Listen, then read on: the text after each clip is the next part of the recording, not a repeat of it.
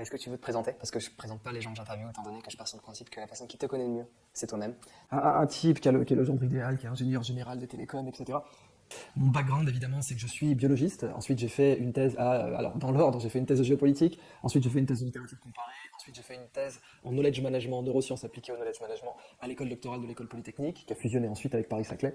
Entre-temps, j'ai été visiting scholar de l'université de Stanford à 20 ans et j'ai été 2 fois à Cambridge au département de psychologie expérimentale. Différents autres sujets, mais moi, ce que j'aime le plus, c'est l'entrepreneuriat. Mais donc du coup, parce que tu as quand même beaucoup de bagages universitaires. Ça m'a appris qu'il fallait pas l'avoir. Ok. Si demain je devais crever, je dirais que je suis entrepreneur parce que c'est mon métier et c'est là que j'ai le plus mouillé la chemise, quoi.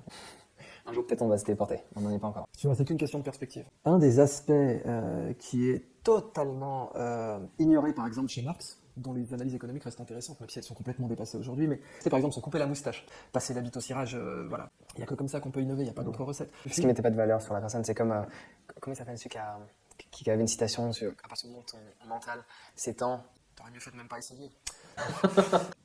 Désolé, je vais citer Burton une énième fois. N'ayez surtout pas plus de 13 de moyenne.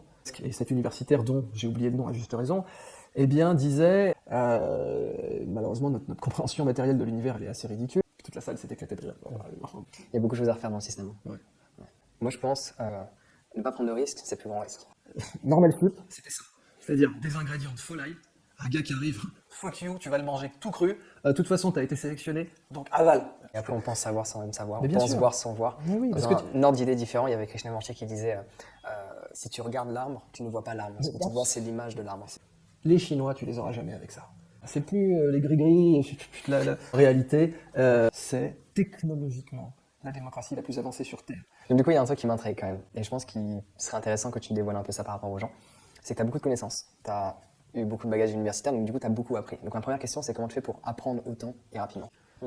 On est dans un vaisseau spatial lancé à une vitesse sidérale dans un univers qu'on ne connaît pas du tout. Okay. Et ils m'ont soufflé dans le nez le tabac râpé. Le tabac, ça peut être un moyen de te remettre les idées en place. Pour te satisfaire. J'aimerais bien tester. Parce Ouais, que c'est, mais c'est le je suis pas régime trop qui demande convaincu. Après, tu peux prendre de l'avocat, de l'huile d'olive. Une petite question pour revenir sur ce que tu disais à un moment donné. Tu parlais de fatigue. Donc, du coup, qu'est-ce que tu penses de l'importance du sommeil par rapport aux fonctions cognitives? Stonehenge, le temps des pyramides. 4000 ans de machin. On ne sait pas à quoi sert le sommeil. On peut tourner ça dans tous les sens qu'on veut, on ne sait pas à quoi ça Bah, sert. ça nous sert, moi je pense quand même à se sentir bien. T'aurais mieux fait de même pas essayer.